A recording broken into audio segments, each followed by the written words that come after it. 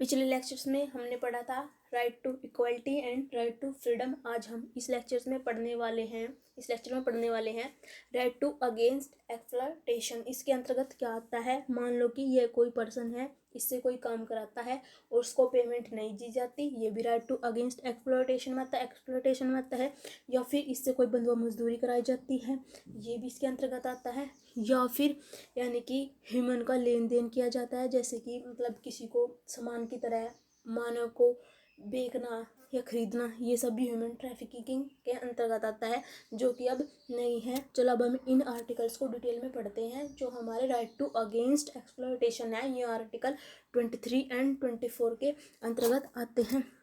हमारा इसके अंतर्गत है 23 के आर्टिकल के अंदर है prohibition of trafficking in human being and force labour, यानी कि जो मानव तस्करी है और जो बंधुआ मजदूरी है, ये सब मतलब कि बैन है।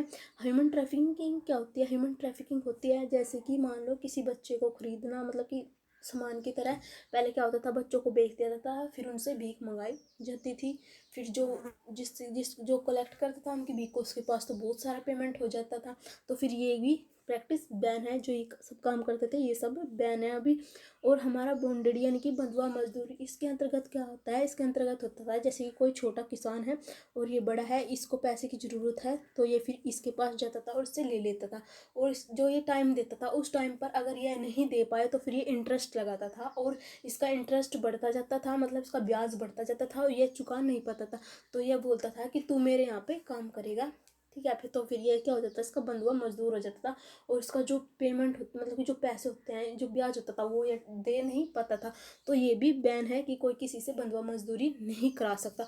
और फोर्स्ड यानी कि फोर्स लेबर, इसमें क्या है, इसके अंतर्गत आता है जैसे कोई किसी से काम कराए और किसी उसको पेमेंट ना दे, या फिर किसी से काम कराए वो भी बहुत ही कम सैलरी में, क्योंकि उसे ज़रूरत है, उसकी मजबूरी का फ़ायदा उठाया जा रहा है, ठीक है। ये भी नहीं है हमारा ह्यूमन ट्रैफिकिंग और बंधुआ मजदूरी, या फिर कोई किसी से काम कराए या उसको पेमेंट ना दे, ये सब प्रैक्टिस बैन है। और अब हम आते हैं आर्टिकल, और एक चीज़ हो रहा है इसके अंतर्गत, आर्टिकल 23(2) के अंतर्गत क्या है, अगर कोई इमरजेंसी आती है, फिर कोई सिचुएशन ऐसी आती है, तो हमारी सरकार कुछ भी काम करा सकती है, बिना पेमेंट के भी करा सकती है, उसमें किसी के साथ कोई भेदभाव नहीं किया जाएगा, वह काम सभी को करना होगा। हमारा इसके अंतर्गत होता है जैसे कि हमारा कोविड में अभी क्या चल रहा है कि यानी कि पहले जिस टाइम पहली वेव थी, उसमें क्या था, उसमें क्या हुआ था कि कुछ को पेमेंट हाफ दी गई थी, मगर काम सभी से लिया गया था। अगर कोई इमरजेंसी आए, सिचुएशन ऐसी आए, तो हमारी सरकार ये काम करा सकती है। अब हम पढ़ते हैं आर्टिकल 24। आर्टिकल 24 के अंतर्गत क्या है,